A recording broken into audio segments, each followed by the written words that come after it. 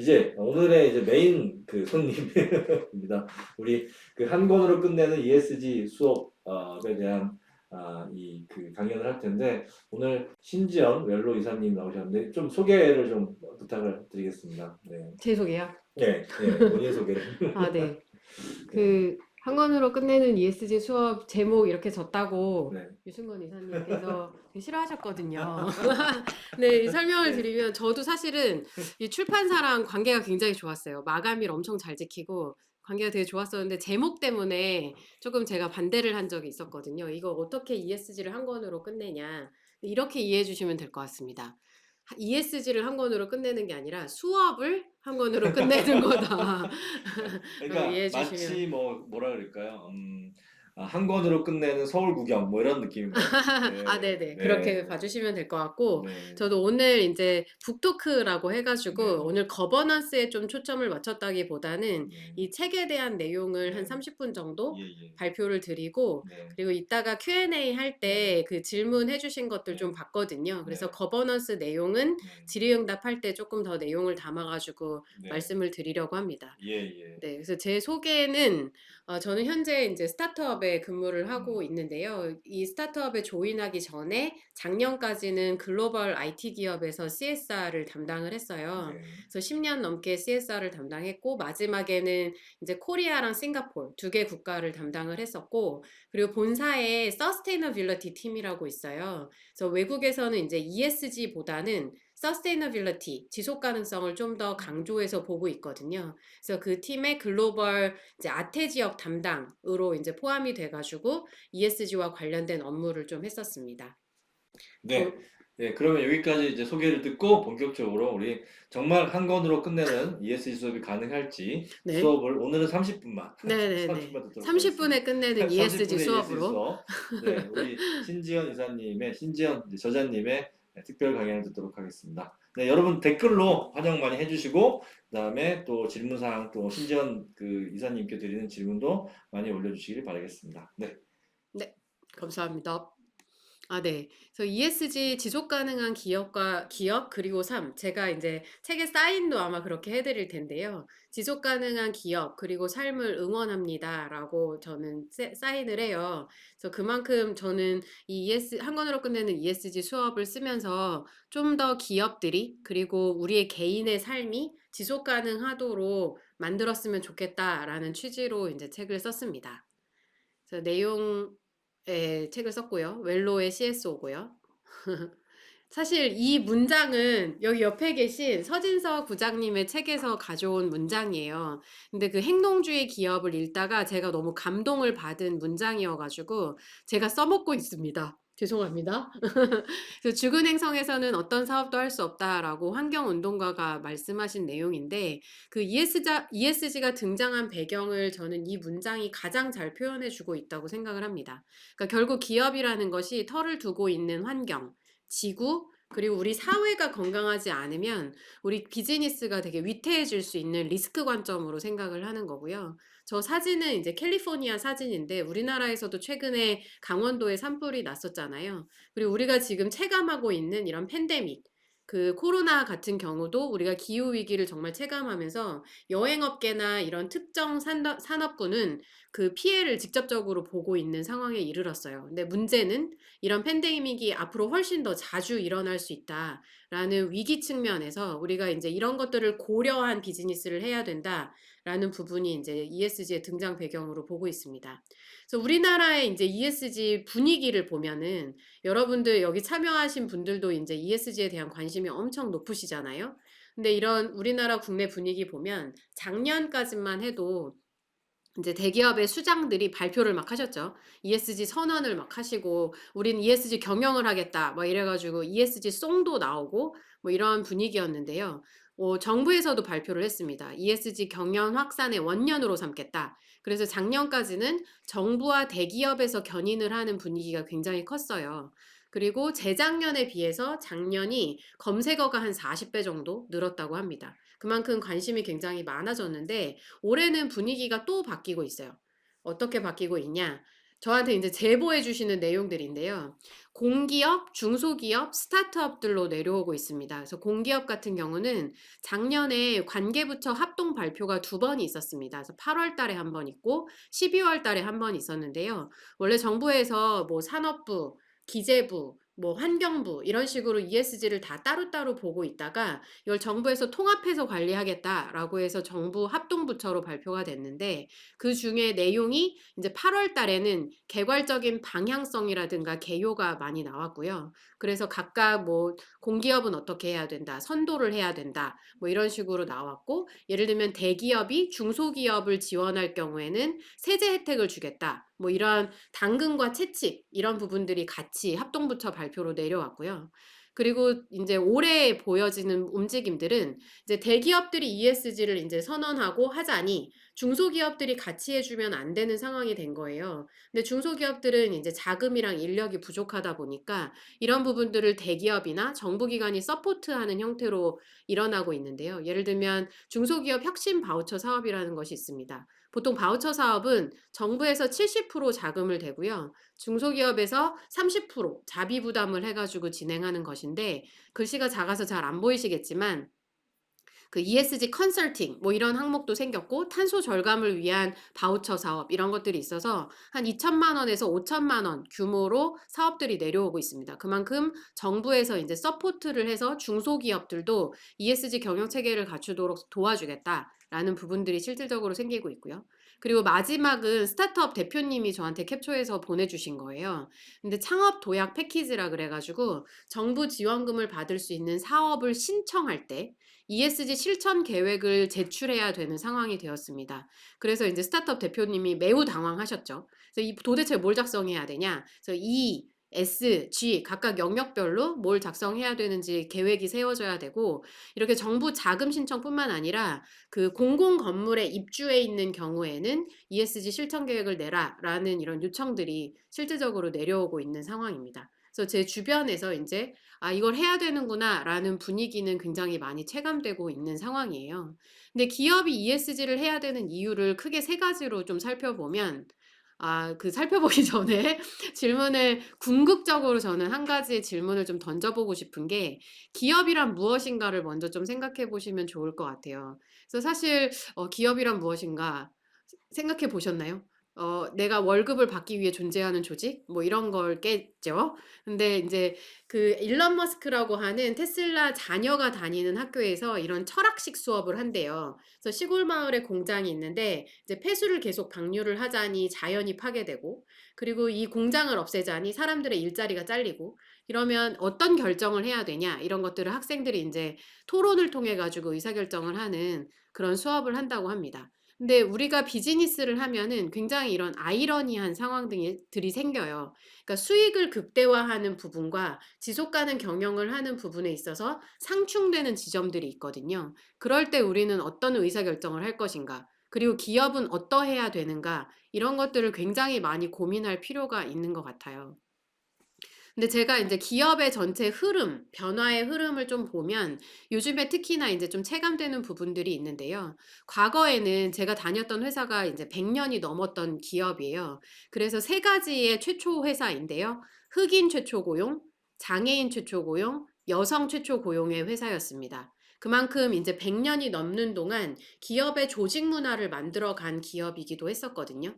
근데 지금은 여러분들 여성분들 인제 일자리 찾아 가지고 기업에서 일하시는 거 너무 당연한 일이잖아요. 근데 그게 당연하지 않았던 시절이 있었던 거죠. 근데 지금 그런 게 되게 당연해진 것처럼 저는 어떻게 보면 조금 더 먼 미래에는 우리가 지금 'ESG 경영을 한다.'라고 하는 게 너무 당연한 시기가 올 거라고 생각을 합니다. 그래서 그런 변화를 좀 옆에서 보는 부분에 인제 체감되는 부분이 그 바스프 사례인데요. 친환경 제방 솔루션이라는 걸 만들었어요. 그래서 이 돌이 인공 돌인데 구멍이 이렇게 뽕뽕뽕뽕 뚫린 돌입니다. 근데 우리나라 지자체 쪽에 인제 서해안인가 그랬던 것 같은데 계속 인제 파도에 쓸려 가지고 모래가 자꾸 쓸려 내려가니까 나무들이 쓰러지고 인제 자연이 훼손된다 이런 것이었는데 저 인조 돌을 깔았더니 나무의 그 돌 사이에 막 잔디도 자라고 그 나무도 계속 유지가 되고 되게 친환경적으로 자연 순환이 잘 되더라 뭐 이런 거였거든요. 있거든요.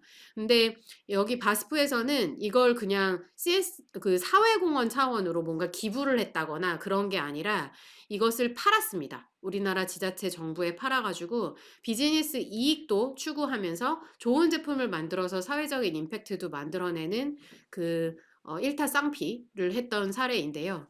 근데 제가 인제 주변에서 보니까 요즘에 인제 스타트업이랑 소셜 벤처 사이의 구분이 점점점 사라지는 게 좀 느껴져요. 그만큼 스타트업이라는 게 그 문제를 해결하기 위해서 인제 빨리빨리 발전하는 그런 기업이잖아요. 근데 소셜 벤처가 과거에는 인제 사회적 문제에서 출발하는 소셜 벤처들이 되게 많고 IT를 기반으로 하는 스타트업이 굉장히 구분이 확연했다면 요즘에는 그런 것들이 되게 모호해지고 있는 게 좀 느껴지고, 그리고 일반적인 벤처 캐피털리스트들이랑 임팩트 투자사의 경계도 되게 많이 흐려지고 있다라는 생각이 들거든요.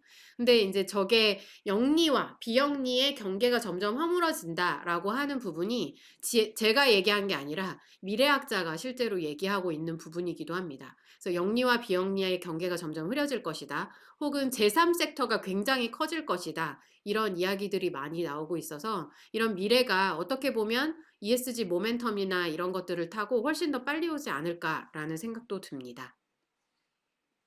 그래서 이게 보스턴 컨설팅 그룹에서 이야기한 건데, 과거에는 주주 가치가 굉장히 중요했었더라면 이제는 기업의 전략이 비즈니스와 사회적인 임팩트를 이제 분리가 할 수가 없고, 사회적인 임팩트와 기업의 영속성을 고려한 세 가지를 고려한 모델이 전략적으로 만들어져야 된다라는 이야기를 했고요. 그리고 아까 말씀드리려던 게 인제 여기 나타났는데요. 크게 세 가지 때문에 인제 필수가 되고 있는 것 같아요. 그래서 세 가지는 투자, 거래, 규제, 이렇게 세 가지인데, 첫 번째 투자는 ESG가 인제 돈과 함께 내려오고 있습니다. 그래서 ESG 뭐 지표를 보고 'ESG 투자를 하겠다.' 뭐 이런 부분도 있고, 그리고 ESG 토픽에 관련된 것들, 예를 들면 클라이밋 테크라든가 아니면 뭐 대체육이라든가 이런 쪽으로 투자금이 몰리고 있죠. 그래서 돈에 관련된 부분이 인제 딱지를 달고 많이 내려오고 있고, 돈과 관련된 것 중에 투자 말고도 대출이라든가 조달청 사업이라든가 뭐 이런 것들도 ESG를 잘하는 기업들이 가산점을 받을 수 있는 것들이 점점 더 많이 생기고 있습니다. 그리고 거래에 있어서도 좀 중요해지고 있는데요. 애플이 대선 때 많이 화두가 됐었죠. 아리백이라는 거 같은 거를 인제 선언을 하고 나면, 아리백이라는 건 2050년까지 재생에너지 100%를 쓰겠다라고 하는 자발적인 이니셔티브인데요. 근데 애플만 잘해서 되는 게 아니거든요.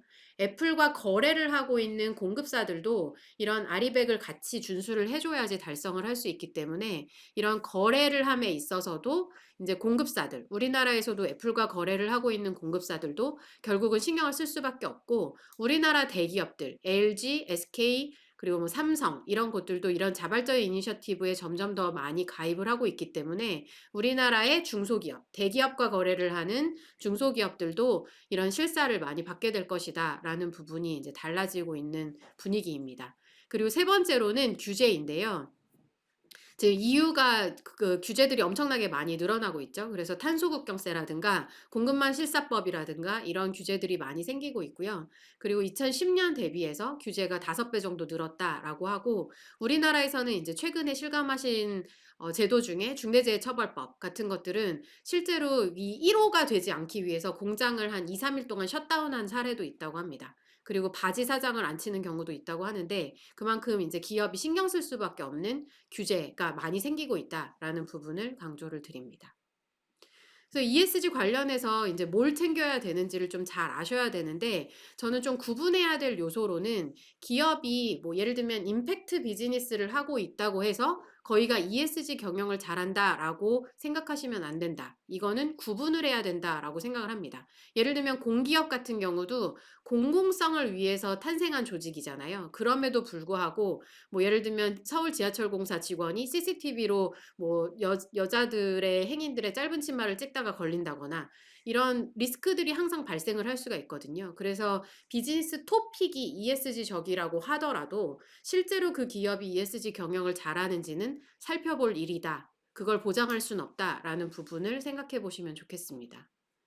그래서 KESG 가이드라인이 12월 달에 인제 그 산업통상자원부 관계부처 합동으로 발표가 되었죠. 그래서 크게 4개 영역으로 발표가 되었고요. 이 가이드라인은 보시면은 굉장히 세부적으로 되어 있는데요. 저는 인제 여기에서 강조드리고 싶은 부분은 이 요소를 잘 보시는 게 중요하다라는 것입니다. 왜냐하면 저희가 처음에 ESG가 되게 강조가 되었을 때 모든 기업들이 다 E에만 관심을 보이셨어요. 그 이유는 그 제 주변에서 인제 우스갯소리로 말씀해 주신 분이 계신데 E는 돈이 많이 들고 S는 어렵고 거버넌스, G는 하기가 싫다. 뭐 이런 말씀을 하셨다고 해요. 근데 저는 그게 되게 공감이 되더라고요. S를 잘 모르세요, 생각보다. 그래서 S가 그냥 사회공헌이라고 생각하시는 경우들이 되게 많아서 "아 우리 기부 되게 많이 해요. 우리 사회공헌 뭐 사회 소셜 임팩트 되게 많이 만들어내고 있어요. 이러고선 '할 일을 다 했다.'라고 생각하시는 경우들이 있더라고요. 근데 S를 보시면은 노동, 환경, 인권, 다양성 이런 부분을 다 포괄하고 있고요. 요즘에 화두가 되고 있는 산업재해 산업 안전도 S에 포함이 되어 있습니다. 그래서 어떤 요소들이 있는지를 명확히 아시면 뭘 해야 되는지를 좀 더 아시는 데 도움이 되고요. 거버넌스 같은 경우도 앞에 두 분이 굉장히 자세히 설명을 해 주셨지만 그냥 지배 구조만을 의미하는 것이 아니라 그래서 뭐 오너 기업 같은 경우는 '건드릴 수 없는 것이다.'라고 생각할 것이 아니라 할 것이 굉장히 많다. 윤리 경영, 뭐 준법 경영, 컴플라이언스 그리고 의사결정 과정 이런 것들을 모두 신경 써야 되는 것이 거버넌스다라고 이해하시는 게 좋고 정보 공시까지 포함해서 KESG에서는 발표를 하고 있습니다.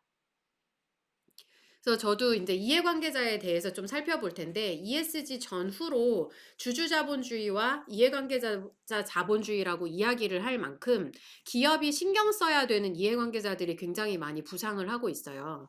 그 인제 첫 번째로는 주주를 신경 써야 되는데 엑소모빌에서 지분 0.02%를 갖고 있는 엔진 넘버 원이 이사 자리 3 석을 차지해 가지고 "탈화석화를 가속화해야 된다."라는 거를 주장할 만큼 파워를 얻습니다. 근데 사실 지분 0.02%면 엄청 미미하잖아요. 그래서 의사결정권을 내기가 쉽지 않은데 뒷배에 인제 블랙락과 세계 3 대 그러니까 미국 3대 연기금이 있었죠. 그래서 이런 주주 행동주의를 할 수 있게 되었고요. 그리고 정부에서는 우리나라 같은 경우 특히 인제 지속가능 경영 보고서 공시 의무화가 되고 있는데요. 2025 년부터 '아직 몇 년 남았네. 인제 준비할 수 있는 시간이 충분히 있네.'라고 생각하실 수 있지만 2025 년부터 공시를 짠 하고 그 해부터 하는 게 아니거든요. 보통은 한 2-3년 정도의 데이터를 쌓아 가지고 공시를 하기 때문에 2조 이상의 상장사는 지금부터 하셔야 되고 그리고 요즘에 스케일업이 굉장히 빨리 되고 있는 스타트업 같은 경우는 상장을 고려하시면 지금부터 해야 되고 그리고 특히나 이제 투자자 관점으로 굉장히 많이 보고 있는 조직 같은 경우에도 지금부터 인제 공시에 대한 신경을 쓰셔야 된다라는 말씀을 드리고요. 임직원들도 변하고 있습니다. 옛날에는 그냥 월급 주는 회사 최고였죠. 근데 지금은 아마존 같은 기업이 탄소 발자국 감축에 대해서 발표를 했는데 오히려 임직원들이 "기후위기가 이렇게 심각한데 우리가 이렇게 소극적인 목표를 설정하면 어떡하냐."라고 해서 직원들이 거리를 나와 가지고 시위를 하면서 좀 더 공격적인 목표를 설정을 했습니다. 그래서 실리콘밸리에서는 실제로 인재를 영입하기 위해서도 ESG 관련된 액션을 할 수밖에 없는 상황이 되고 있습니다. 그리고 페이스북 사례인데요. 블랙 라이브스 매터 흑인 인권 운동이 한창이었을 때요. 전 트럼프 미국 대통령이 발표를 포스팅을 했어요. 그래서 트위터도 포스팅하고 페이스북도 포스팅하고 이랬는데 시위가 너무 이렇게 심해지면은 "우리가 무력으로 진압을 할 수가 있다."라는 포스팅을 했는데 다른 뭐 트위터 이런 데서는 지웠거든요. 근데 저커버그가 "표현의 자유를 보장해야 된다."라고 그대로 놔뒀더니 MZ 세대들이 파업과 퇴사를 하고 그리고 페이스북 불매 운동까지 해 가지고 해시태그 운동이 일어나 가지고 실제로 단기간 안에 주가가 66조 5천억 원이 떨어지는 사건도 있었습니다. 그래서 지금 사명을 메타로 바꿨는데도 불구하고 아직 정신을 못 차리고 있죠. 그리고 소비자들도 변하고 있어요. 그래서 돈줄 혼줄을 내준다고 이야기를 하고 있는데 진천몰이라고 인제 진천군에서 운영하는 인제 비영리 쇼핑몰이에요. 그래서 진천군에 농사를 지으신 농작물들을 인제 직거래하는 사이트인데요. 진천군에서 인제 "난민을 수용하겠다."라고 2번 발표를 했었는데 그때마다 이제 소비자들이 진천몰 사이트를 들어가 가지고 사이트가 다운되는 사건이 있었습니다. 그만큼 사람들이 그냥 칭찬하고 뭐 안 좋으면 안 쓰고 말고 이런 것들이 아니라 정말 그 소비자의 영향력을 행사하는 상황이 되고 있습니다. 그리고 스팸 사례인데요. 그 노란색 뚜껑 있잖아요. 참치는 뚜껑이 없는데 왜 이 스팸은 뚜껑이 있느냐. 그래서 노란 뚜껑을 이렇게 모아 가지고 소비자들이 CJ 제일제당에 보냈다고 해요. 근데 실제로 요즘에 스팸 사 보시면 저 플라스틱 뚜껑이 없거든요. 그래서 순차적으로 줄이는 노력들을 좀 하고 있고, 메일 유업에서는 N료 빨대를 없애서 연간 44톤의 탄소를 감축하는 효과를 만들어낸다고 합니다. 근데 ESG가 참 어려운 것이, 그 메일 유업 이제 임원께서 말씀하시는 걸 들은 적이 있는데, 이 빨대를 없으니까 탄소를 감축하는 건 좋은데 애기 엄마들이 불편을 호소한다고 해요. 그래서 이런 다양한 이해관계자들한테 사전에 어떻게 커뮤니케이션 하느냐, 이런 부분도 굉장히 중요하다고 생각을 합니다. 그리고 비영리 기관도 이제 파워가 세지고 있어요. 그래서 기업의 견제 세력으로 등장을 하고 있는데, 보통 우리나라 같은 경우는 기업이 기부금을 주고 그리고 비영리 기관이 그 기부금으로 운영을 하면서 약간 가불관계 형태를 갖는 경우들이 많거든요. 근데 외국에서는 로얄 더치 쉘에 실제 국제환경 단체들이 시민들이랑 같이 제소를 해가지고 법원에 이제 45% 탄소 감축을 해야 된다라는 감축 명령을 내렸고요. 그리고 최근에 제가 오늘 기사인가 어제 기사로 봤는데요. 이 지구의 친구들이라고 하는 곳에서 이사회에서 이 액션을 제대로 하지 않을 경우에는 이사회의 개인한테도 소송을 걸겠다라고 정말 강력한 보이스를 내고 있습니다. 그 정도로 환경단체와 비영리 단체들이 이런 전문성을 가지고 목소리를 좀 더 낼 수 있는 기업의 견제 세력으로 부상을 하고 있습니다. 그리고 스타트업이나 소셜 벤처도 오픈 이노베이션이 굉장히 많이 나오고 있는데요. 슈퍼빈이라고 하는 곳에서는 저렇게 자판기처럼 생긴 곳에 플라스틱을 딱 넣으면 얘를 고급 플레이크로 만들어줘요. 그래서 실제로 이제 이 플라스틱으로 만든 운동화를 신동빈 회장님께서 신고 나오셔가지고 소셜미디어에서 화제가 됐습니다. 그 화제가 됐던 이유는 옷은 몇 천만 원인데 신발은 십몇만 원. 그래가지고 화제가 됐었고요. 근데 실제로 이렇게 자원순환을 만들어내는 것들을 스타트업이랑 같이 하고 있습니다. 그리고 소셜벤처 이노마드인데요. 저게 1인용 캠핑 장비예요. 그래서 흐르는 물에다 놔두면 개인 에너지를 생산을 해주거든요. 그래서 이 대표분이 엄청 에너지 전문가가 되신 거예요. 그래서 대기업에 넷제로 컨설팅을 하기도 했습니다. 그만큼 소셜벤처랑 스타트업의 위상도 높아졌다 라고 이해하시면 되고, 이런 이해관계자들이 기업을 둘러싸고 굉장히 빠르게 변화를 하고 있다라는 부분이 중요합니다. 그리고 이해관계자가 이게 개개별로 동떨어져서 중요한 것뿐만 아니라 이해관계자끼리의 유기적인 상호관계를 또 영향을 미치기도 해요. 그래서 이 하버드 로스쿨 포럼에서 발표한 자료를 보면 임직원, 지역사회, 공급자가 긍정적인 영향을 미치면 이것들이 다시 고객과 소비자 그리고 주주들한테 영향을 미쳐서 궁극적으로는 주주 가치 향상에도 긍정적인 영향을 미친다. 그래서 서로 이제 연관관계가 있다라는 부분이 좀 중요합니다. 그리고 팀별 적용법을 좀 알아볼 텐데요. 먼저 세 가지 질문을 좀 던져보고 싶습니다. 그래서 먼저 목적이 기업을 이끄는가.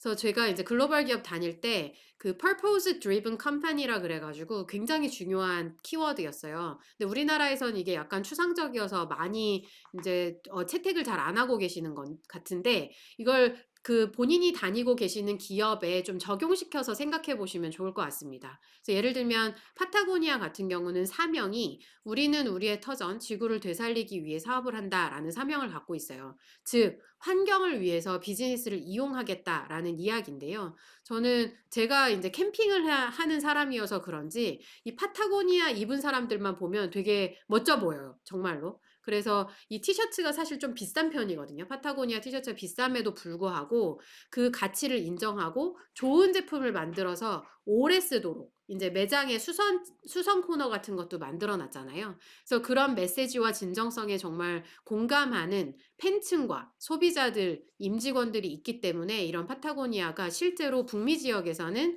노스페이스 다음으로 그 매출의 2위를 차지하고 있기도 합니다. 그리고 테슬라 같은 경우도 보통 우리나라 이제 자동차 회사를 비추어 보면 우리 2022년에 우리의 목표는 뭐 매출 얼마 달성 혹은 글로벌 자동차 회사 넘버 원으로 거듭나겠다 뭐 이런 것들을 많이 발표하시잖아요. 근데 테슬라에서는 인류의 에너지 문제를 해결하겠다라는 굉장히 멋진 사명을 발표를 했습니다. 그럼으로써 테슬라는 이제 우주로 진출하는 에너지 문제를 해결하기 위해서 우주로 진출하는 과감한 R&D 투자를 하기도 하고 그 전기 자동차라든가 이런 에너지 문제 해결을 위해서 굉장히 기술 혁신에 그 포커스를 하는 기업이기도 합니다. 두 번째는 이제 비즈니스 전략과 방향성에 대해서 이야기할 텐데요. 실제 제가 신문 기사를 보고 좀 깜짝 놀랐었어요. 그러니까 필립 모리스가 담배 회사인데 건강 사업 부분에 집중하겠다 그래서 좀 깜짝 놀랐는데요. 그러면 그 건강을 해치는 담배는 도대체 접는다는 얘기인가? 이것 때문에 좀 놀랐는데 실제 이제 뒷배경을 좀 보니까 이 담배로 건강을 해친 사람들이 소송을 되게 많이 걸기도 했고 실제 권련형 담배에서는 매출이 이제 감소를 하고 있고 그 전자담배에서 매출이 늘어나고 있어서 오히려 그걸 선제적으로 대응하는 것이 아니었을까 싶고요. 요즘에 MZ 세대들은 또 건강에 되게 예민한 세대이기도 하기 때문에 이 기업이 현재 우리한테는 수익을 가져오고 있는 비즈니스 모델이 있음에도 불구하고 이걸 그 전환을 하는 시기로 이제 ESG를 활용하고도 있는 것 같습니다. 그리고 세 번째는 그 ESG를 이제 다른 말로 비재무적 지표라고도 하는데요. 근데 사실 비재무적 지표라고 해도 인제 앞으로 점점 더 측정 가능한 지표로 보고자 하는 노력들이 더 많이 생길 거예요. 그래서 환경이 인제 측정 가능한 방법들이 굉장히 상대적으로 잘 나와 있죠. 센서를 부착한다든가 이런 것들이 많이 발전이 되어 있는데 그 사회적 가치 부분도 측정을 하고 평가를 하고 이런 부분들이 점점 더 발전이 돼야 될 거라고 생각을 합니다. 그래서 좋았던 사례로는 인제 SKT랑 대한적십자랑 같이 레드 커넥트라고 하는 애플리케이션을 만들었는데요. 이 애플리케이션이 주는 경제적 가치를 환산을 하셨더라고요. 그래서 어떻게 계산을 했는지 봤더니요. 그 레드 커넥트를 쓰는 그룹과 안 쓰는 그룹을 비교했을 때 재환원율이 그 레드 커넥트를 썼을 때 22.4%가 증가를 한대요. 그럼 곱하기 그 헌혈 한 팩의 경제적 가치가 있죠. 이거를 돈을 주고 샀을 때 얼마인지 그거를 하면 실제 이 레드 커넥트가 만들어낼 수 있는 경제적 가치, 사회적 임팩트 이것들을 이제 환산할 수 있잖아요. 그래서 이런 게 굉장히 쉽지는 않지만 이런 노력들이 이제 점점 더 많이 생겨야 된다라고 생각을 합니다. 그래서 부서별로 어떻게 적용을 해야 되는지를 좀 빨리 말씀을 드리면 그 미쉐린이라고 하는 타이어 회사예요. 그래서 원래는 인제 타이어를 개수로 팔았죠. 그래서 트럭 회사에 뭐 100 개, 50개 이렇게 팔았었는데 이걸 서비스화 모델로 만들었습니다. 그래서 10만 마일을 가는데 타이어를 잘 유지시켜 주겠다라고 해서 건강한 타이어로 운전을 하면 연료 소비가 훨씬 덜 된다고 해요. 그래서 타이어 회사와 그리고 실제 트럭 회사가 윈윈할 수 있는 비즈니스 모델을 만들어 냈고요. 그리고 R&D 같은 경우도 인제 제품의 라이프 사이클 전체를 봅니다. 그래서 처음에 재료를 수급하는 것부터 그 제품을 폐기하는 과정까지 인제 전 과정을 보게 되는데요. 다이슨 같은 경우는 10 개월 동안 굉장히 오랫동안 연구를 해서 인제 발표를 했다고 해요. 근데 쉬운 예를 들어서 말씀을 드리면 샴푸 같은 경우도 연구를 그냥 이게 탄소를 얼마나 만들어내는지 끝이 아니라 이 산풀을 없앴을 때 머리를 감아서 없앨 때 물 소비량이 얼마나 되는지까지 연구를 하는 것이 인제 R&D의 ESG 접목이라고 할 수 있습니다. 그리고 마케팅은 그 ESG 워싱이 일어날 수 있는 가장 중요한 영역이라고 생각하는데 실제로 인제 행동을 하지 않으면서 말로만 하는 것이 ESG 워싱이잖아요. 근데 실제 인제 이니스프리라는 곳에서 아임 페이퍼 보틀이라고 하는 화장품을 내놓았어요. 근데 똘똘한 소비자가 이걸 까본 거예요. 그랬더니 플라스틱이 실제 안에 용기가 들어 있었다고 해요.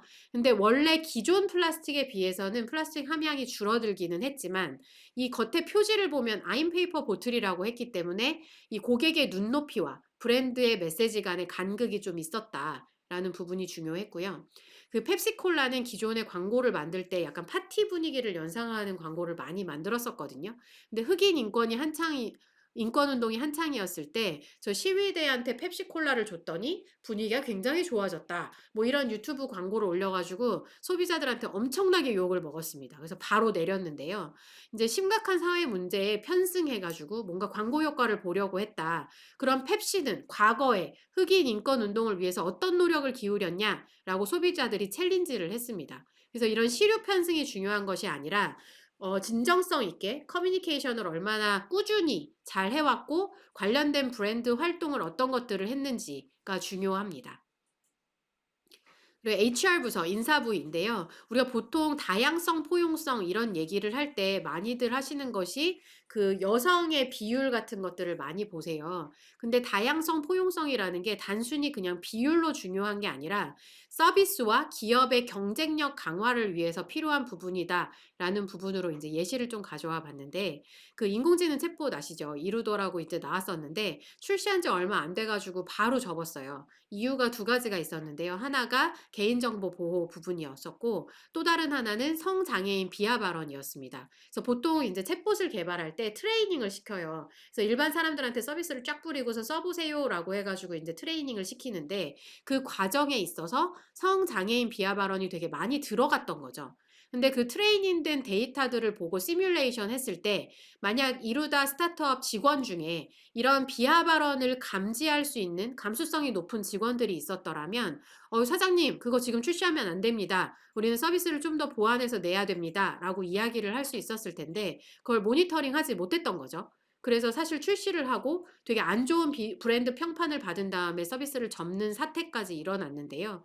그런 것처럼 그냥 여성의 비율이 몇 명이다 이런 것이 중요한 게 아니라 실제 비즈니스의 제품과 서비스의 경쟁력을 높이기 위해서도 이런 비율, 다양성, 포용성 이런 것들은 굉장히 중요하다라는 말씀을 강조드립니다.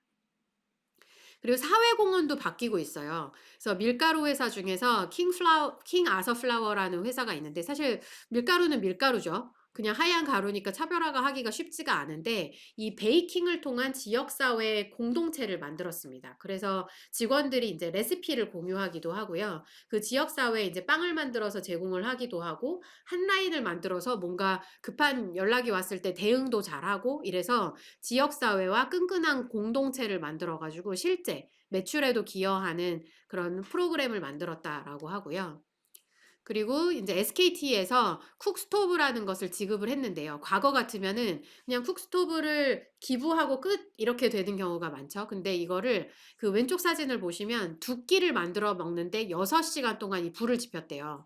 그래서 탄소도 굉장히 많이 배출하고 건강도 해치는 그런 상황이었는데 이 쿡스토브를 지급함으로써 실제 탄소 배출량을 감축할 수 있는 효과가 있어서 이걸 상쇄하듯이 탄소 배출권으로 인정받을 수 있게 되었다고 합니다. 그래서 그게 경제적 가치가 440억 원 정도 된다고 하고요. 그리고 이 쿡스토브를 만들어서 기부를 하는 것이 아니라 현지에서 생산을 해서 일자리 창출까지 도움이 됐다라고 하는 사례입니다.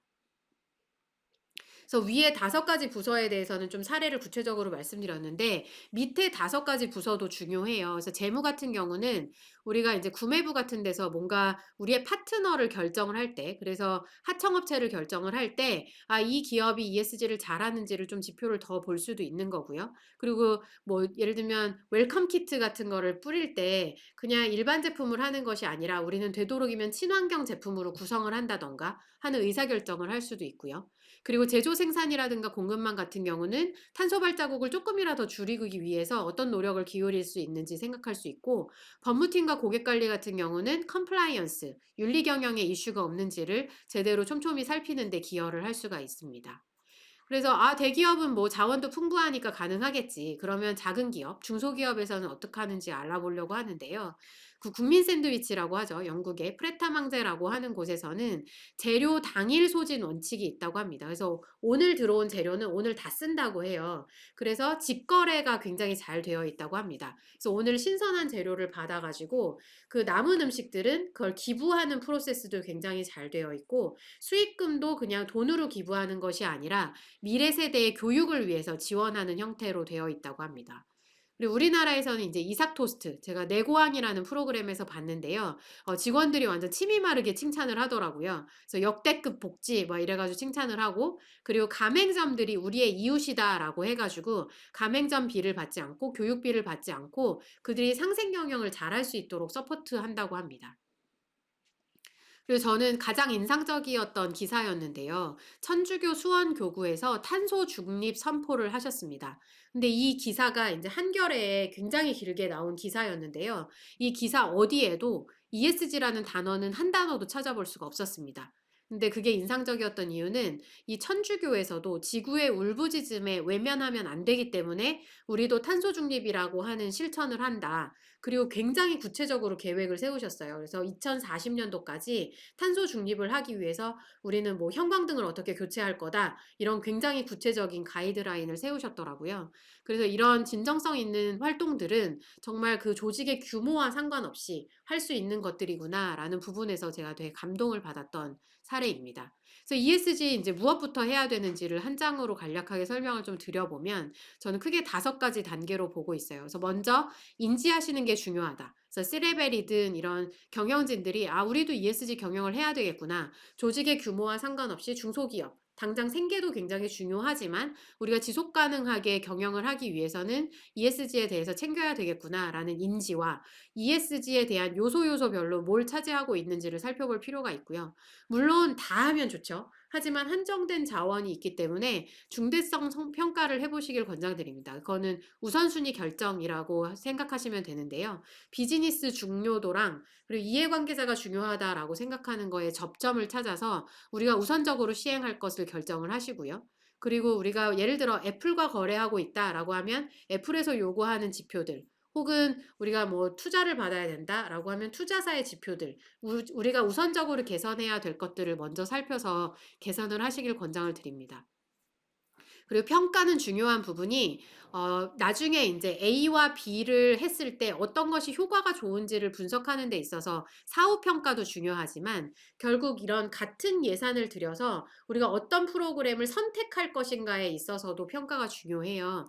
그래서 예를 들면 우리가 똑같이 100만 원이 있을 때 우리는 시니어한테 쓸 것인지 아니면 뭐 교육에 쓸 것인지 이런 선택을 해야 되잖아요. 그런 의미에 있어서도 평가는 중요하고요. 그리고 궁극적으로는 비즈니스의 롱텀 전환을 어떻게 가져갈 것이냐, 중장기 비전을 어떻게 가져갈 것이냐. 그래서 아까 말씀드렸던 담배 회사처럼 혹은 오스테드처럼 그 재생에너지로 전환하는 비즈니스 모델 전환까지 고려를 하셔야 된다는 부분을 강조를 드립니다. 그래서 글로벌 리스크 리포트가 이제 매년 세계 경제 포럼에서 발표를 하고 있는데요. 저는 이제 오늘부터 2년까지 이제 리스크와 5년 후부터 10년 후 리스크를 이제 비교해 본 게 이제 색깔로도 확연히 구분이 됐었는데요. 녹색이 환경에 대한 부분이에요. 그만큼 5년에서 10년 뒤에는 환경의 이슈가 굉장히 심각해질 거라고 보고 있습니다. 그래서 그 글로벌 리스크가 기업에도 굉장히 큰 영향을 미칠 거다라는 리포트가 나오고 있는데요. 그만큼 지금부터 우리가 이것들을 제대로 지키고 관리하지 않으면 앞으로 이런 환경적 리스크가 기업의 비즈니스를 위태롭게 만들 만큼 큰 리스크가 될 것이다. 라고 생각을 하고요. 그 아까 전에 이제 저를 소개시켜 주시면서 이런 뭐 말씀을 해주셨는데 저도 사람과 기업이 참 닮아 있다라는 생각이 들어요. 그래서 처음부터 완벽할 수가 없죠. 완벽한 사람이 어디 있겠습니까? 그래서 기업도 결국은 완벽할 수 없는데 우리가 강인하지 않으면 살아남지 못하죠. 개인이나 기업이 모두 생계를 유지하기 위해서 굉장히 치열하게 하루하루를 살아가지만 그럼에도 불구하고 상냥하지 않으면 살아갈 자격이 없다. 즉, 인간답기를 원하고 기업이 사랑받는 기업, 존경받는 기업이 되어야 우리가 이제 기업으로서 존재하는 가치를 갖는 거죠. 그래서 처음에 제가 불타는 지구를 보여드렸잖아요. 근데 지금 이 불을 끄는 것도 결국은 사람과 기업이어야 한다라고 생각을 하면서 오늘 발표를 마치도록 하겠습니다. 감사합니다. 네. 네. 37분 만에 끝내는 아, 네, 37분 만에 끝내는 ESG 수업이었는데요. 책 제목을 왜 이렇게 지은지 알겠습니다. 이게 ESG에 대해서 너무 좀 부담스럽게 느끼는 또 어떻게 시작해야 될지 어떻게 이해해야 될지 모르는 분들에게 이 한 권의 책을 보면 ESG라고 하는 것이 어떻게 생겼다라고 하는 마치 서울의 전체 그림, 그러니까 즉 뭐 남산 위에 올라가서 서울을 한번 이렇게 훑어보면서 여기는 이렇습니다 저렇습니다라고 얘기를 하고 ESG에 관심을 갖게 하고 음, 좀 더 공부하게 하고 이런 어떤 책으로서의 전 입문서의 역할을 충분하고 있지 않나. 그리고 가장 인상 깊었던 전 책을 읽으면서 느꼈던 네네. 부분은 저의 이름이 들어가 있다는 거. 네, 예. 그럼요. 그리고 우리 서진석 위원님의 네, 추천사와 함께 본문에 또 서진석 위원님의 또 실명에서 그 책 내용 중에 보통 뭐 ESG와 관련된 유명하신 분들의 얘기가 들어가 있는데 네. 저도 실명으로 거론해 주시고 아, 우리 그럼요. 위원 그거에 대해서 한 번씩 좀 해주시죠. 왜 두 사람을 선택했냐? 아, 네. 네네. 저는 제가 이 세션, 오늘 세션을 제가 페이스북 그룹에 소개하면서도 분명히 말씀드렸지만, 두 분은 이제 저의 ESG 스승이시거든요. 그래서 이제 저도 부족한 부분이 굉장히 많습니다. 그 아까 그 한 권으로 끝내는 ESG 수업 때문에 이제 출판사랑 다툼이 있었다라고 말씀드렸던 것처럼, 저 스스로도 이제 ESG 전문가라고 말씀드리기가 되게 조심스러워요. 그만큼 E, S, G 각각의 한 영역별로도 깊이 있게 평생 공부를 해도 다 알기가 쉽지가 않거든요. 근데 그럼에도 불구하고 저도 매일매일 이제 공부를 하는 것처럼, 이 두 분은 저보다 훨씬 더 먼저 깊이 있게 공부를 하셨고, 두 분은 이제 되게 파워풀한 블로그를 운영을 하고 계세요. 근데 그 블로그의 한 편 한 편이 거의 논문 이상의 가치 그리고 뎁스를 갖고 있습니다. 그래서 그 글들이나 두 분이 하시는 것들, 행동 뭐 여러 가지를 통해서 저도 많이 배우고 있기 때문에 두 분을 특별히 본문에 넣어서 저의 존경심을, 리스펙트를 표현했습니다. 너무 이 과찬의 말씀을 해주셔가지고 참 지금 선인석 위원님은 지금 눈들바를 모르고 지금 손가락이 없어지셨는데요. 네, 네, 네, 진행하시죠. 네. 선인석 위원님 이 책 보셨을 텐데 이 책에 대한 그래도 추천사 한마디 또 기왕에 나오셨으니까 우리 특별 손님을 위해서 그 어떤 제가 여기에 추천사도 썼는데요. 지금 우리의 ESG 관련돼서는 여러 가지 균형추가 좀 맞춰져야 된다라고 생각이 듭니다. 우리가 ESG를 추진하는 데 있어서 투자자 시각만이 아니라 이해관계자 시각도 중요하고요. 또는 우리가 ESG 정의가 무엇인가를 떠나서 ESG를 구체적으로 어떻게 실행할 것인가라고 하는 여러 가지 균형추가 필요한데요. 그 균형추를 잘 맞추고 있는 책이다라고 생각이 들어서 제가 요청이 들어왔을 때 정말 기쁜 마음으로 추천사를 썼습니다. 아주 짧지만요. 네. 뭐 잘 아시겠지만 저희가 작년에 2020년과 2021년 두 해 동안 교본 문고만 검색을 해도 ESG에 관련된 책, ESG라고 하는 제목 자체를 달고 나온 책이 거의 한 50권이 넘고 네. 또 관련 책까지 하면 거의 100권 가까운 책이 2년 내에 쏟아졌습니다. 네. 저는 뭐 이게 뭐 많다고 하시는 분도 계시는데 더 나와도 상관없다고 생각됩니다. 이렇게 수많은 그 환경 경영과 사회가치 경영에 대한 더 많은, 더 깊은, 더 넓은 논의가 많이 있어야 된다라고 생각하고 이것이 보다 더 쟁점화돼서 어떤 부분에서든지 간에 우리 사회에 더 많은 사람들이 이 관심을 갖고 이슈화 됐으면 좋겠다. 그래서 네. 올바른 방향을 찾아가는 부분들이 생겼으면 좋겠다라고 하는 생각을 좀 개인적으로는 좀 하고 있습니다. 네. 오늘 여러 가지 질문들이 많이 들어왔는데요. 뭐 이제 많은 질문들 중에 왜 글로벌 그 기업에서 그 좋은 기업을 여의도에 있는 좋은 기업을 뿌리치고 이렇게 가셨냐라는 질문은 당연히 드려야 될 것 같습니다. 네. 네. 그 이야기만 한 1시간 해도 되나요? 괜찮습니다. 오늘 뭐 밤새도 뭐 예. 네네. 그러니까 저는 사실 뭐 '스타트업을 가자.' 이렇게 뭐 이직을 생각하고 나온 거는 아니었어요. 근데 인제 '나의 넥스트는 무엇인가.'라는 고민이 좀 컸었고, 그래서 그 넥스트를 사실은 인제 고민을 해서 나오면은 가장 좋은데, 그게 제가 나오기 바로 전에 코리아랑 싱가포르 인제 두 개 국가를 담당하고 있다 보니까 여의치가 않더라고요. 네. 그래서 일단은 '문을 닫아야 또 새로운 문을 열 수 있지 않을까.'라는 생각 때문에 일단 나왔습니다. 네. 그래서 인제 나왔는데, 제가 책을 쓰면서 스타트업에 들어가게 된 배경이 좀 있어요. 그래서 책을 쓰면서 그 노을이라고 하는 헬스케어 스타트업이 있습니다. 네. 최근에 이제 상장한 기업이 있는데요. 거기에 안정권 CSO님 인터뷰를 했어요. 근데 책에도 나오죠? 네, 그렇습니다. 그래서 1시간 정도 인터뷰를 했는데 제가 감동을 받았어요.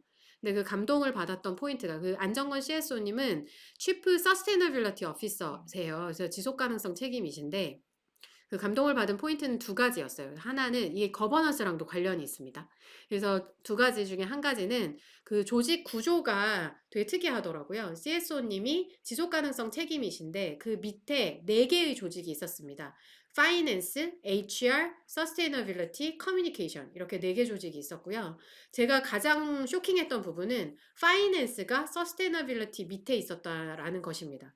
근데 보통 기업들 다녀보신 분들은 다 아시겠지만 상충되는 부분이 되게 많아요. 그래서 네. 단기 이익과 지속 가능성에 그 상충되는 부분이 되게 많은데 지속 가능성을 우위에 둔다라는 의사결정을 하는 조직 구조를 만들어 놓은 것이 굉장히 인상적이었고, 아, 이게 되는구나, 워킹하는구나. 그러니까 그거를 이제 절차상에 뭐 만들어 놓는 거는 가능하지만 그걸 아예 조직 구조로 만들어 놓은 거는 제가 처음 봤거든요.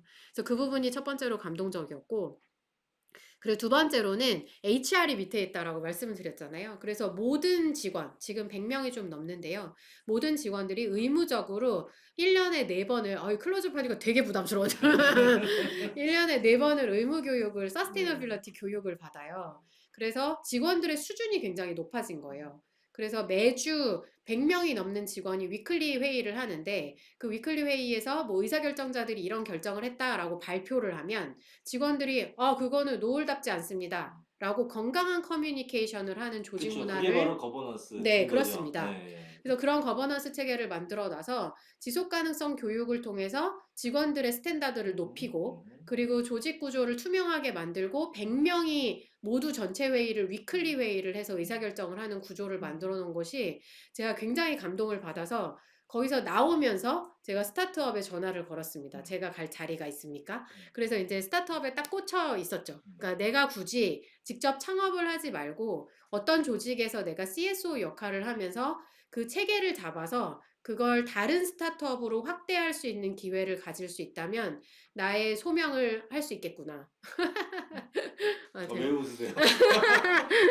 아니 왜 얘기를 좋은 얘기를 막 하다가 그러니까 갑자기 웃는 감동을 얘기를 받아가지고, 스스로의 말에 네네네. 네. 그래가지고 이제 스타트업으로 들어왔는데 매일매일 맨땅에 헤딩하면서 살고 있습니다. 네. 그래가지고 요즘 지금 이마가 이렇게 반짝반짝 하시는 네네네. 이유가 납작해질 것 같아요. 네. 그래서 지금 말씀하신 오늘의 핵심 네. 거버넌스가 이렇게 재무적인 이익만을 우선적으로 추구하는 것이 아니라 사회 환경적인 특히 뭐 노을 같은 경우는 이 보건과 건강이라고 네. 하는 그런 어떤 사회적 가치를 먼저 의사결정의 우선순위로 놓고 있는 네, 부분들에 네. 대해서 굉장히 좀 감동을 받으셨고 그런 네. 회사를 만드는 데 일조하겠다라는 네. 생각을 가지고 했습니다. 여러분 인노소셜랩의 인스비 세미나를 계속 보셨던 분은 아시겠지만 저희가 ESG를 매번 주제를 E를 했다가 S를 했다가 G를 했다가 이렇게 가고 있습니다. 그래서 저희가 E에 대한 부분들은 저희가 처음에 지구온난화에 대한 온실가스에 대한 부분들을 했었고 그 다음에 S에 대한 부분은 인권에 대한 부분을 했었고 오늘 G에 대한 부분들은 거버넌스 얘기를 하고 있습니다. 근데 특별히 거버넌스에서 저희가 또 오늘 한 권으로 끝내는 ESG 수업의 저자인 우리 신지연 이사님을 모신 이유는 제가 그 얘기를 듣고 싶었어요. 그러니까 벤처에 들어가신 이유. 바로 벤처에서 대기업에서는 어쩌면 좀 하기 어려운 그런 의사결정의 우선순위를 사회나 환경적 가치를 먼저 두는 그런 기업에 가서 기업을 성장시키고 또 네. 구성원들에게 정말 하나하나가 사회 환경적 가치를 중요하게 여기는 사람으로 만들어내는 것 이런 것들이 정말 중요한 의사결정이신 것 같습니다. 네. 질문이 계속 들어오고 있는데요. 여기 CSO님의 스타트업으로 이적한 일의 감동이라고 이렇게 감동이 저도 아까 나왔습니다. 그래서 빵 터졌습니다. 네, 선진석 위원님께 이제 질문을 드리면 여기 기업들이 ESG 위원회를 많이 만들고 있다라는 얘기를 했고 또 여전히 기업 내에는 뭐 CSR이든 ESG든 담당자들이 있을 텐데 과연 기존에 어차피 ESG 위원회가 만들어졌다라고 하면 이 ESG 위원회의 좀 올바른 역할과 방향 또 그리고 그러면 그 와중에서 또 이렇게 CSR, ESG의 담당자들은 또 어떤 역할을 해야 되냐 이런 올바른 거버넌스를 만들기 위해서 이런 질문이 좀 들어왔습니다. 길게 대답하자면 굉장히 길지만 그래도 좀 ESG 위원회와 그 다음에 CSR, ESG 담당자가 좋은 거버넌스를 위해서 우리는 무엇을 해야 될까? 물론 아까 유니레버 사례에서 많은 말씀을 해주셨는데 조금 더 쉽게 풀어서 말씀해 주시면 좋겠습니다. 통상적으로 ESG 위원회를 이사회 산하 소위원회로 많이 만들죠. 그리고 거기에는 사회이사분들이 많이 좀 네. 참여합니다. 근데 우리나라의 사회이사분들은 보통 어떻게 구성되어 있나요? 보통 교수님들이 많죠. 지금 우리나라의 최근에 여성 이사 비율이 매우 8%로 늘었죠. 5%에서. 네네. 그런데 증가한 사람들 중에서 70%가 교수입니다. 즉, 우리가 어떤 이사회 구성 내에서의 다양성이 우리의 전문성과 또 다양한 이해관계자들이 참여해야 된다라고 하는데 그 측면에서 약간의 한계가 있는 것이죠. 그래서 ESG 위원회도 이러한 사회이사분들이 참여하는 구조로 좀 되고 있습니다. 그러면 그렇다 할지, 즉 구성면에서 좀 그런 부분들의 한계가 있고요. 그러면 ESG위원회가 보통은 보고 체계이냐 심의 의결 체계이냐라고 본다면 지금 대부분은 다 보고 체계입니다. 네네, 맞습니다. 즉 어떤 보고 체계라고 하는 것은 이것에 대한 권한이 강화되지 않았다라는 것이겠죠. 물론 이제 권한이 아까와 같은 의사결정 체계다라고 한다면 권한이 강화되는 것도 문제입니다. 저는 가장 좀 인상 깊게 봤던 것이 비콥 기업인데 세븐스 제너레이션이라고 예, 하는 예. 회사인데요. 거기에는 소셜 미션 위원회라고 있습니다. 우리나라로 친다면 ESG 위원회인데요. 총 11명의 어떤 위원들이 있는데 그 중에 7명은 여성이고 여러 가지 성적인 부분만이 아니라 인종적인 측면에서도 다양성을 추구하고 있는데요. 무엇보다도 이해관계자들이 참여했습니다. 즉 세븐스 제너레이션이 추구하는 회사의 미션을 실현하기 위해서 다양한 사회환경 전문가들이 있거든요. 네. 근데 이런 분들이 참여하면서 실질적으로 이 부분에 대해서 강력한 이니셔티브를 쥐고 이런 환경적인 과제 이니셔티브도 제안을 하고 이런 부분들을 하지 않는 부분들에 대해서 상당히 기업 내부의 어떤 혁신을 일으키고 있거든요.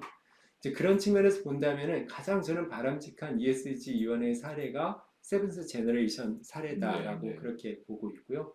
그런 측면에서 결론적으로 말씀드린다면 ESG 위원회의 구성과 운영 방식 그리고 거기에 대한 아젠다 이런 부분들이 다양한 이해관계자들이 참여해서 의사결정하는 구조가 좀 돼야 되는 것이 바람직하지 않겠는가 이렇게 말씀드리고 싶습니다. 네네. CSR이나 ESG 실무자들, 담당 팀에 있는 실무자들은 어떤 역할을 해야 될지도 질문이 들어왔는데, 지금 이제 실무자는 어떤 역할을 해야 될까요? 해야 될 일이 너무 많죠? 네. 저도 ESG 위원회에 관련돼서 안건을 상정하다 보면요. 좀 리스크가 좀 있습니다. 이 실무자분들의 고충도 충분히 있을 것 같은데요. 사회이사분들이 한 말씀을 하게 된다면 그것을 지켜야만 되잖아요. 그런 관점에서 이런 안건을 상정하기 전에 ESG위원회가 이런 부분들에 대한 충분한 이해를 바탕으로 해야 된다라는 것이 가장 중요한 거겠죠. 그래서 지금 외부 평가 대응 기관에서도 이런 이사회 대상으로 ESG 관련된 부분들을 어떻게 논의하는 체계가 있느냐라고 하는 부분들이 있잖아요. 즉 교육 건수라든가 이런 것도 보고하게 되어 있는데요.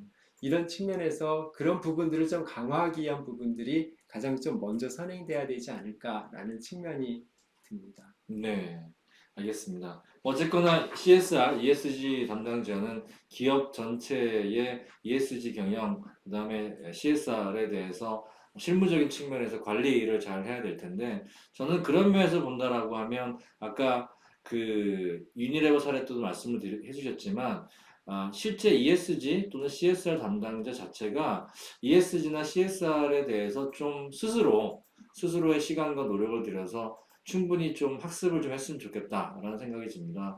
최근에 이제 저는 일상 CSR이나 ESG 담당자들을 많이 만나는데 ESG가 막 부상하니까 최근에 많은 기업들에서 전혀 ESG에 대해서 관심도 없고 또는 다른 업무를 하던 사람들이 ESG 팀을 막 대여섯 명씩 구성을 하고 있는데 회사에서는 뭐 아무런 교육이나 이런 부분 없이 대부분 다 우리 뭐 한국 기업 지배구조원이나 아니면 외부의 평가 지표를 갖다 이제 주고 이 평가에 대한 것들을 점수를 잘 받는데 너네들이 역할이 있다라고만 그렇게 이제 하는 경우가 매우 많습니다. 제가 뭐 10개 기업이라고 하면 뭐 6, 7개 기업이 지금 주로 평가 지표를 대응하는 방식으로 그렇게 ESG 담당자, CSR 담당자들한테 업무를 주고 있는데 그거는 저는 바람직하지 않다라고 생각이 듭니다. 그래서 CSR, 지속가능 경영이 근본적으로 무엇을 해야 될지에 대한 고민과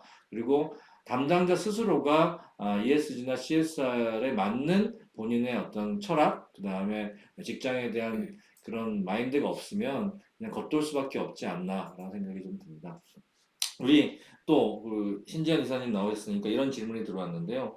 과연 이제 CSO의 역할, 특히나 이제 스타트업을 하거나 벤처에서 CSO 역할, 아까 뭐 안정권 CSO 역할님도 잠깐 우리 안정권 CSO님 다음에 한번 모셔야 되겠네요. 네. 네. 다음에 오실 때 같이 나오시는 거죠. 네, 나올지 모르겠어요. 항상 분당에만 있어가지고 아, 네. 네, 서울을 잘 안 올라오던데 다음에 한번 안정권 CSO를 부르도록 하겠습니다. 보고 있는지 모르겠는데 제가 링크를 한번 넘겨줘야 될 것 같습니다. 예, 그러니까 스타트업과 이 그 벤처에서 CSO의 과연 역할, 그 중에서 특히 스타트업이나 이 벤처 같은 경우는 기업을 성장시켜야 되는 빠른 시간 내에 또 어떤 면에서 성장시켜야 되는 그런 미션이 있는데 그거 관련돼서 아까 맨땅에 헤딩하고 있다라고 말씀을 하셨지만 CSO 역할은 무엇일까요?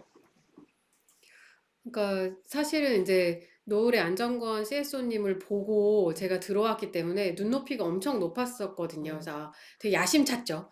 이런 것도 해보고 이런 것도 해보고 이런 것도 해보고 싶다라고 되게 야심차게 시작을 했는데 막상 스타트업에 와보니까 정말 하루하루가 생계를 위해서 살아가야 되더라고요. 그렇죠. 예. 그래서 저희가 지금 임직원 수가 한 뭐 17명 정도 되는데 정말 우리가 그 월 매출을 얼마나 만들어내고 성장을 어떻게 해야 되고 이런 거에 굉장히 집중되어 있는 조직에 우리가 이런 것도 해보자라고 하나를 더 얹어서 얘기하기가 굉장히 쉽지가 않더라고요.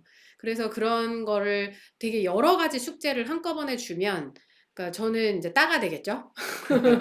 그리고 굉장히 나쁜 임원이 되겠죠. 그래가지고 밸런싱을 얼마나 잘 맞추느냐가 아까 유승건 이사님도 말씀하셨지만 그 밸런싱을 얼마나 잘 맞추느냐가 관건인 것 같아요. 그래서 일단은 제가 직원들의 편이 되는 게 되게 중요하다라고 생각했는데 제가 처음에 이제 조직에 가서 했었던 역할은 제가 가면서 10명이 딱 넘었어요. 그래서 10명 전과 10명 후로 팀 미팅 제도가 좀 바뀌었더라고요. 그래서 제가 들어가기 전에는 전체 미팅을 하다가 제가 딱 들어가면서 팀장 미팅을 하는 걸로 바뀌었던 거예요. 근데 들어와서 보니까 노을은 100명이 넘는 직원들이 전 직원 회의를 한다는데 왜 우리는 못할까? 그러면 팀장들은 이게 굉장히 빨리빨리 스타트업은 돌아가기 때문에 팀장 미팅에 들어와가지고 중요한 각각 해당되는 팀의 이야기만 돌아가서 담당자들한테만 던져주게 되거든요.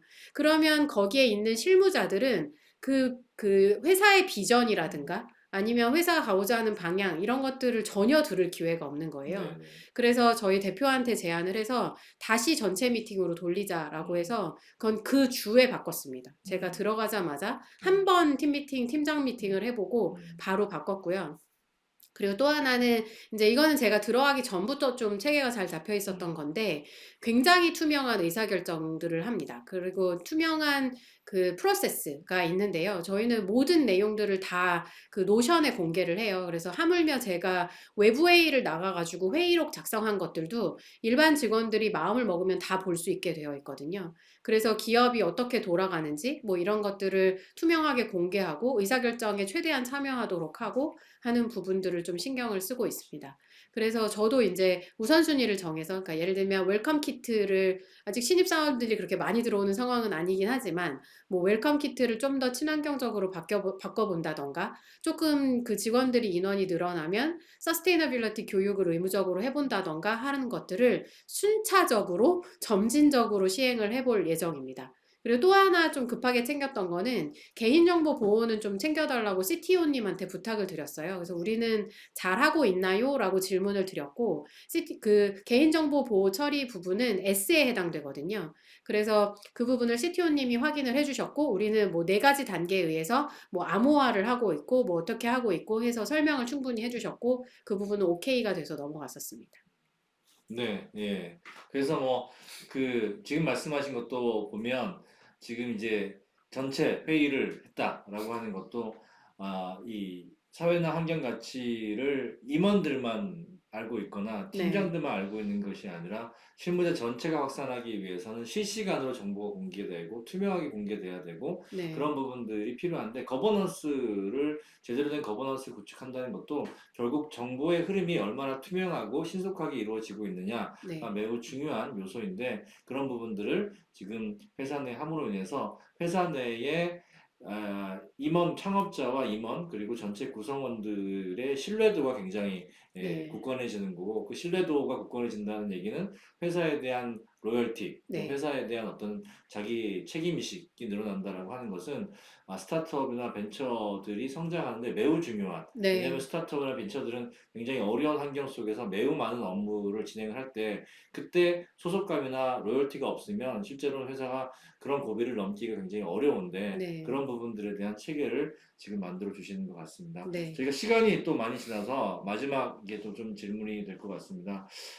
과연 이제 ESG를 어떻게 전체 구성원들에게 ESG를 관심 갖게 하고 특히나 우리는 대기업 같은 경우 몇몇 명의 직원들이 이렇게 움직이는데 이 몇몇 명의 직원들한테 ESG라고 하는 것들을 알리고 우리 회사가 정말 사회적 환경 가치를 앞으로 중요하게 여기는 회사가 될 거야 라고 한다라고 하는 것을 어떻게 잘할 수 있을까? 이게 모든 ESG 담당자들의 고민인데 이런 질문을 거시적인 질문을 하셨어요. 근데 저는 좀 질문을 드릴 게 그 여의도에 있던 그 회사는 이제 글로벌 회사지 않습니까? 글로벌 회사다 보니까 아무래도 좀 이런 그 CSR이나 또 지속 가능 경영에 대해서 좀 앞서가는 회사가 아니었을까? 그런 면에서 직원들한테 이런 CSR이나 또는 지속 가능 경영을 어떻게 좀 내재화하고 확산하는지 네. 그 한번 했던 네. 회사 얘기를 해주시면 어떨까요? 네. 그러니까요. 제가 다녔던 기업이 되게 감사하게도 그런 스탠다드가 좀 높았던 기업이에요. 그래서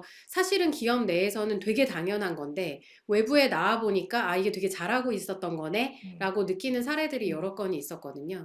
근데 그중에 이제 대표적인 하나가 밸류잼이라는 걸 했었어요. 그래서 밸류잼은 뭐냐면 기업의 가치입니다. 그래서 세 가지를 정했는데요. 그걸 보통은 우리나라 같은 경우는 경영진이 뭔가 기업의 가치를 세팅을 해가지고 밑에 뭐 탑다운으로 내린다거나 아니면 그 가치관을 만드는 그 부서가 만들어가지고 이제 뿌리죠. 그거를 이제 내부 직원들한테 커뮤니케이션 조직이 이제 뿌린다거나 이래서 그거를 이제 내재화시키는 걸 하는데 그 내재화시키는 과정조차를 전 직원이 같이 했습니다. 그래서 48시간 밸류잼을 했거든요. 그래서 48시간 동안 온라인상에서 우리 기업이 추구하고자 하는 가치가 무엇인가를 사람들이 모두 작성하게 했어요. 그래서 전사 그때 48만 명인가 뭐 이랬던 것 같은데 그 전사의 모든 글로벌 임직원들이 48시간 동안 논의한 것들을 그 자연어 처리 기능으로 해가지고 세 가지 센텐스로 뽑았거든요. 그렇죠. 그래서 그 센텐스로 뽑은 것들이 정말 이게 탑다운으로 떨군 게 아니라 우리 전 세계에 있는 글로벌 임직원들이 같이 합의한 거다. 라는 것부터 시작을 했고 그 중에 되게 중요한 부분이 우리는 더 나은 세상을 만들기 위해 더 똑똑한 세상을 만들기 위해 노력을 한다 뭐 이런 부분이 있어가지고 그 부분은 비즈니스적으로나 우리가 소셜 임팩트를 만드는 부분에 있어서나 되게 중요한 센텐스로 작용을 했었습니다. 네. 네. 저희가 지금 75분이 지금 여전히 남아 계시는데요. 저희가 이쯤에서 마무리 광고를 하고 그다음에 말씀을 좀 멘트를 듣도록 하겠습니다.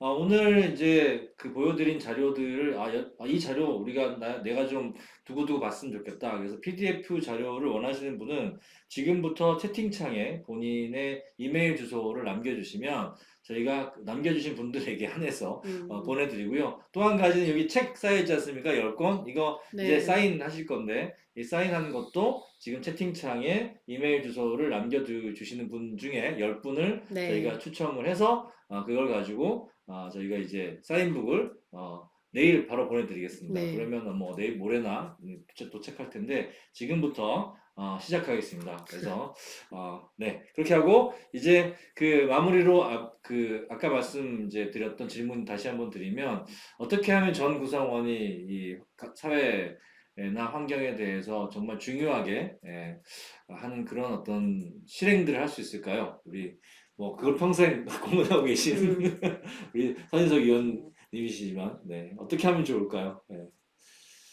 저도 밸류잼 사례를 네. 매우 인상 깊게 봐서 제가 처음으로 쓴 CSR 책에서 어. 상당히 긴 챕터로 음. 얘기를 했습니다. 네네. 그 기업이 어떤 하드웨어나 이런 사업에서 어떤 컨설팅이나 솔루션 사업으로 전환하면서 40개국에 있는 전 직원들이 다 참여해서 한 사례로 매우 네. 인상 깊게 봤고요. 저희가 윤리경영상 제 소속된 회사를 얘기하기는 좀 어렵습니다. 네네. 근데 제가 있는 회사에서 이제 이런 부분들을 하기 위해서 맨 처음에 하는 것은 역시 교육이었습니다. 예를 든다면 사회적 가치다라고 한다면 사회적 가치라는 용어에 대해서 10인 10색으로 이해를 했습니다. 네. 그러면 이것에 대한 학술적인 정의가 필요한 게 아니잖아요. 우리 구성원들이 생각하는 사회적 가치의 정의가 무엇인지에 대해서 토론하고 그것에 대해서 결론을 내리고 교육하는 작업들을 좀 했었는데 놀랍게도 이 작업들을 계속적인 워크숍과 교육을 하니까 6개월 정도 지나니까 거의 모든 구성원들이 우리가 지향하는 사회적 가치는 무엇이다 라고 하는 것에 대한 공감대가 형성되었습니다. 네. 그리고 이런 부분들에 대해서 그러면 이 사회적 가치를 어떻게 실행할 것인가 라는 것인데요. 보통의 글로벌 기업들은 이것에 대한 전사적인 추진 체계와 이제 마스터 플랜과 로드맵을 좀 해야 되는데 우리나라 기업들은 이제 그렇게까지 하면 시간이 좀 많이 걸리죠. 그렇게 해서 당장 좀 실행 과제, 즉 어떤 모범적인 사례를 보통 원하는 경향들이 있다라고 봅니다. 제 생각에는 뭐 이것도 뭐 어느 정도 좋은 방법이라고 생각하는데요. 왜냐하면 보통 이제 이렇게 하면 낮게 열린 과일부터 따기 시작하다가 그래도 더 딸 과일이 없으면 점차 높게 열린 과일을 따게 되는 것이죠. 그런 측면에서 이 과제를 각각의 좀 발굴하게 하는 데 있어서 그것에 대한 똑같은 언어와 측정 툴이 있었기 때문에 그런 부분들을 증진시키기 위한 것들이 좀 가능했었는데요.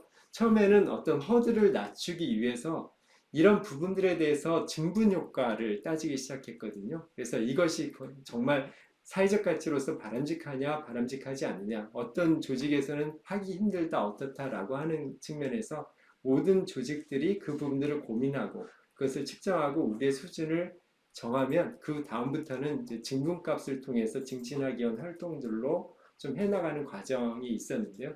즉 어떤 가장 좀 바람직한 사례들을 찾고 그리고 이것이 나중에는 어떤 회사 내 KPI까지 측정 툴까지 가는 과정들 이런 것들이 좀 필요한데요. 제가 아까 유니레버 사례를 좀 길게 말씀드렸습니다만은 저는 유니레버가 지속 가능한 기업으로서 대표적인 기업이라고 생각하지 않습니다. 다만 대기업이다 보니까 자신의 나름대로 추진 체계가 매우 좀 잘 돼 있다라는 측면이거든요. 왜 파타고니아 사례를 얘기 들지 않냐면요. 파타고니아는 추진 체계가 없습니다. 왜냐하면 추진 체계가 없어도 잘 돌아가거든요. 그렇지만 유니레버는 모든 구성원들이 하나의 단일한 대우를 통해서 하기 위해서는 추진 체계가 필요했기 때문에 하는 것인데요. 역시 유니레버도 그 관점에서 이것을 동시에 좀 추진했습니다. 예를 든다면 2010년도에 USLP를 런칭하고 난 다음에 폴 폴만이 1년 동안 외부에 나갈 때마다 USLP를 얘기를 했고요. 그래서 1년 뒤에는 그 업계에서 USLP를 모르는 사람이 없었습니다. 구성원들과도 끊임없이 토론하고 워크숍을 통해서 USLP를 설파해서 1년 정도 지나니까 모든 구성원들이 이 부분에 대한 이해를 했거든요. 결국은 이 과정이 축적되지 않으면 되지 않는다라고 하는 생각이 제 경험으로도 그렇고 유니레버나 기타 사례를 통해서도 그런 생각이 듭니다. 네. 뭐 저희가 이제 그 ESG 인스비 세미나 때마다 마지막에 반복드리는 말씀인데요. ESG 경영을 어떤 기업들은 저희 이제 컨설팅 회사니까 전화해서 3개월 만에 끝낼 수 있는 솔루션을 제공해 달라. 컨설팅비가 얼마냐? 뭐 이렇게 물어보십니다. 3개월 만에 끝낼 수 있는 건 없습니다. 아마 30년을 하셔도 끝이 안 날 겁니다. 왜요? 사회나 환경 문제는 점점 더 심각해지고 그 문제로 기업이 그게 리스크든 아니면 혁신의 기회이든 또는 새로운 상품과 서비스를 개발해내든 그것 자체가 적응해 나가는 과정이기 때문에 어떻게 ESG를 3개월 만에 끝냅니까? 라고 이렇게 이제 말씀을 드렸는데 ESG는 결코 끝도 없고 그 다음에 완성형도 없는 것 같습니다. 그리고 오늘 특히나 오늘 말씀을 드린 거버넌스 같은 경우는 정말 구성원 하나하나가 정말 내가 서비스와 상품을 만들 때 그리고 내가 서비스와 상품을 팔 때 그리고 내가 고객들한테 서비스를 할 때 이 모든 과정에서 내가 어떻게 하는 것이 정말 우리 지구 환경과 사회 공동체 그리고 저 사람에게 좋은 것인가라고 하는 고민들을 하기까지는 매우 오랜 시간 또 매우 오랜 지난한 과정이 필요하기 때문에 절대 3개월 만에 ESG를 우리 회사에 완성하는 건 말도 안 되는 소리다. 그래서 혹시나 제가 6개월 내에 저희 회사가 컨설팅을 하면 ESG 당신네 회사에 다 할 수 있도록 만들어 주겠습니다. 라고 하는 컨설팅 회사가 있으면 저는 사기꾼이다.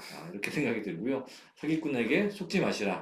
라는 생각 말씀 좀 드립니다. 오늘 마무리 멘트 한마디씩 해주시고 말씀해 주시면 좋겠는데 여기 아직도 지금 메일 주소야 이메일 주소를 남겨주셔야 저희가 책을 드리는데 지금 이메일 주소를 채팅창에 안 남겨주시고 계속 1등, 2등 이 노래만 하고 있어요. 그게 아니라 그게 아니고요. 여러분이 받고 싶으신 분들은 이메일 주소를 주시면 이메일 주소를 채팅창에 남겨주시면 그 중에서 저희가 10분을 뽑아서 사인북도 드리고 그 다음에 교재도 오늘 발표한 발표 자료도 드리겠다라는 말씀입니다. 이메일 주소를 채팅창에 남겨주십시오. 자, 오늘 마무리 코멘트를 좀 부탁드리겠습니다. 네. 저도 오늘은 이제 발표를 하고 말을 하기 위해서 참여를 했지만 애청자이거든요. 그래서 굉장히 많이 배우고 있고, 그래서 앞으로도 많이 기대합니다. 네, 잘 참여해 주시고 계속 앞으로 때때로 시시때때로 네. 나와주시면 참 감사하겠습니다. 네, 오늘 특히나 우리 ESG 한 권으로 끝내는 ESG 수업 대박 나기를 벌써 2세를 찍으셨다고. 네. 예. 특히나 이제 제가 코로나 네. 때문에 네. 뭐 책 출판회, 네. 기념회 뭐 이런 거를 못 해가지고요. 네. 사인본 얻기가 굉장히 힘듭니다. 네. 그래서 오늘 좋은 기회니까 이메일을 꼭 남겨주셔야 돼요. 네. 지금 채팅창에 이메일 주소가 안 적힌다고 이렇게 나와 있습니다. 뭔가 삭제되는 것 같은데요. 저희 이메일 주소로 네네네. 뭔가 연락처를 남겨놓는 거죠. 네, 저희 그 이메일 주소가 그래서 지금 채팅창에 지금 이메일 주소가 삭제되는 것 같은데 시스템상 그래서 저희 esg@innosociallab.com으로 이메일 주소를 주시면 저희가 10분을 추첨해서 신지연 이사님이 쓴 책과 그 다음에 저희 그 자료를 드리도록 하겠습니다. 네, esg@innosociallab.com으로 남겨주시기 바라겠습니다. 네, 서진석 위원님 마무리 멘트. 저는 아까 질문 중에 조직 내 ESG를 어떻게 구현하느냐라는 질문에 대해서는 제가 답하기 부끄럽고 또 아픈 구석이 있습니다. ESG를 조직 내에서 같이 하시는 분들의 어려움 익히 알고 있고요. 우리가 추구하고자 하는 방향과 우리의 현실 간의 갭이 깊다라는 것 역시 절감하고 있습니다. 제가 말씀드리면서도 좀 부끄럽고요. 같이 노력을 하면서 이 문제를 개선해 나갔으면 좋겠습니다. 잘 들어주셔서 고맙습니다. 네, 우리 마지막 광고 나가겠습니다. 화면 띄워주십시오. 네, 우리 인스비 세미나는 5월도 계속됩니다. 5월 마지막 주 수요일 날 할 거고요. 다음에 이제 다시 ESG 오늘 G를 했고 이제 ER 차례인데요. 이가 이 중에 지금 가장 시급한 문제는 당연히 우리가 2월에 얘기했던 온실가스 문제지만 실제로 온실가스를 줄이기 위한 중요한 우리가 해야 될 일 중에 하나가 비즈니스 모델을 어떻게 순환 모델을 만들 것인가에 대한 부분들입니다. 순환 비즈니스에 대한 얘기를 할 거고 그때도 우리 순환 비즈니스를 함께 얘기할 수 있는 전문가를 모셔서 이야기할 수 있도록 하겠습니다. 5월 25일 수요일 오후 7시에 우리 인스비 5월 세미나 진행하도록 하겠습니다. 자, 오늘 함께 해주신 세 분 너무 감사하고 오늘 정말 또 9시 거의 25분까지 함께 해주신 76분의 우리 시청자 여러분도 감사드리겠습니다. 자, 다음 5월 25일 날 또 뵙도록 하겠습니다. 네, 감사합니다. 네, 여기 채팅창은 저희가 한 2, 3분 정도 더 이렇게 둘 테니까 여기에 댓글이나 아니면 후기들을 남겨주시면 감사하겠습니다. 오늘 너무 수고 많으셨습니다. 수고 많으셨습니다. 감사합니다. 수고하셨습니다. 감사합니다. 네, 우리 신지연 이사님께서 사인하는 모습을 계속 중계하는 걸로 이렇게 해서 시간을 갖도록 하겠습니다. 네, 네. 사인 부탁드리겠습니다. 네.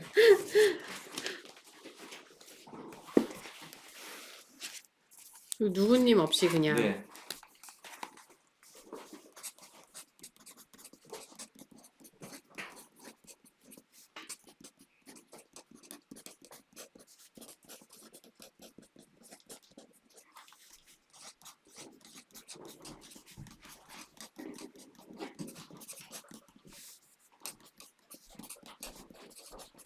날짜는 쓸까요?